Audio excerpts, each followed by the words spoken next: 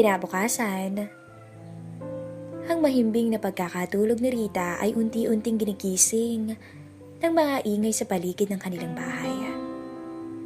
Dahil sa Sabado ng araw na ito, nagkaroon na ulit ang mga bata ng pagkakataon na makapaglaro. Aray, ang wika ni Rita na nooy nasaktan sa pananakit ng kanyang katawan. Napatingin siya sa orasan sa silid at mag-aalas 8 na. Napagawi ang kanyang atensyon sa matandang katabi na nooy mahimbing pa rin ang pagkakatulog. Napagod yata Mulong ni Rita sa sarili kasabay ng isang ngiti. Bumangon siya at tumingin sa salamin para ayusin ang sarili. Sa sandaling yun ay naalala ni Rita ang kanyang cellphone. Tinignan niya ito kung nag-text ba o tumawag ang asawa.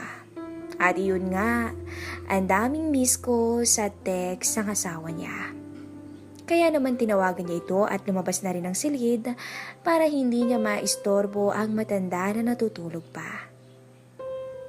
Hello, Han. Unang bati ni Rita nang sumagot si Melvin sa kabilang linya. Oh, Han, buti naman at napatawag ka.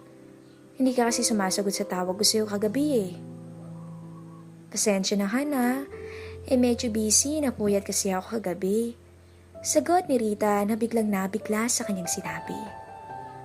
Uy, bakit ka naman napuyat? At naging busy kung kailan gabi?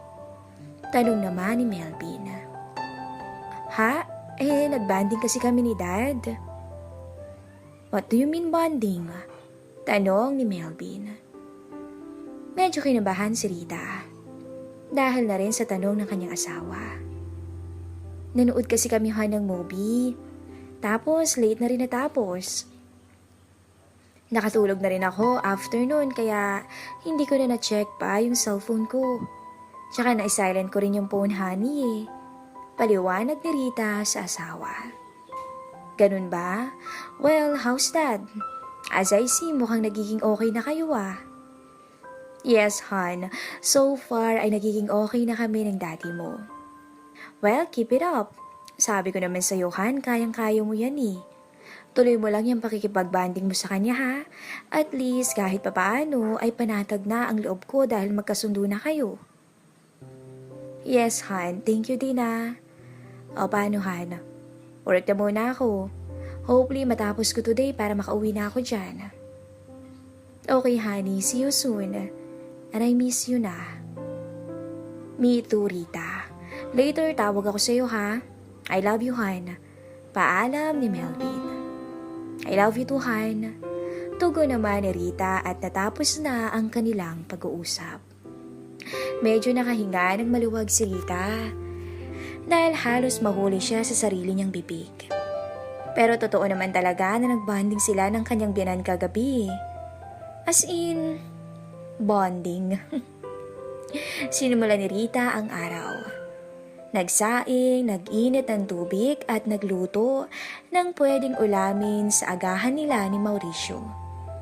Naghanda na rin siya ng gatas para dito. Handa na ang lahat sa mesa at tila excited pa siyang tawagin ng matanda. Pero nung ihakbang na niya ang kanyang mga paa patungo sa kanyang silid, ay nagulat siya nang makasulubong niya ito doon mismo sa kusina. Ay, itatawagin ko na po sana kayo Tara na po, breakfast na tayo. Ganun pa rin naman ang kasuotan ni Rita. Ibinalik lang niya ang kanyang nighties. Sa pagtalikod niya, napako na naman ang mga mata ni Mauricio sa balingkinitang manugang. Dahil sa nakikita, ay hindi niya napigilang sunggaban si Rita mula sa likuran. Rita, pwede bang umisa muna bago tayo kumain? Nanginginig na wika ni Mauricio. Wait po, kumain muna tayo. Kailangan din kasi natin mag-almusal. Ang wika naman ni Rita habang pinipigilan ang mga braso ng matanda. Sa sandaling yun, ay tila hindi na maawat ni Rita ang kanyang biyanan. Dahil doon ay dahan-dahan siyang humarap at hinawakan ang magkabilang pisngi nito. Doon, binigyan niya ito ng napakalambing na halik.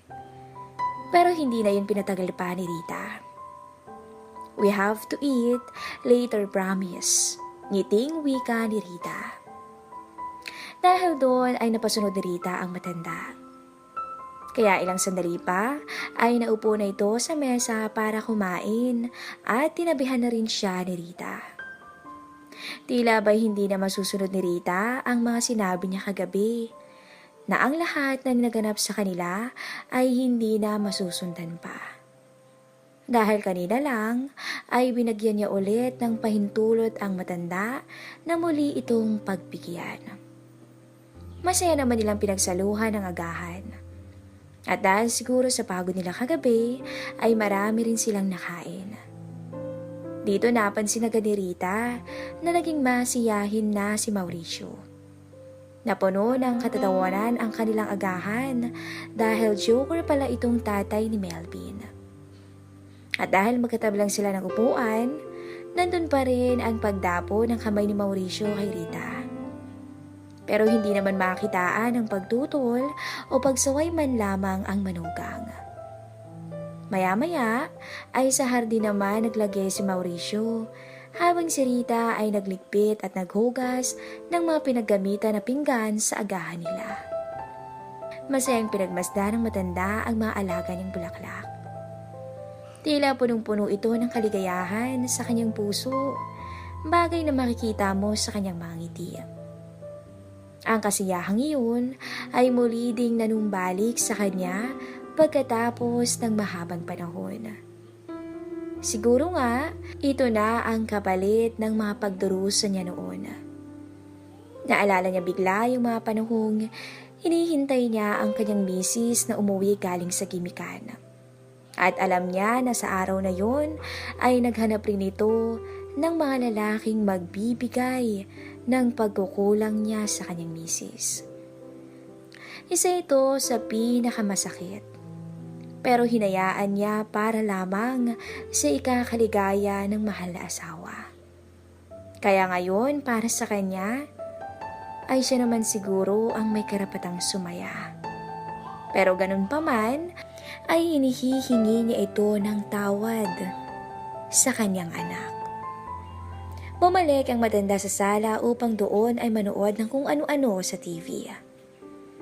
Napansin niya na naligpit na ni Rita ang boteng nabasag nila kagabi.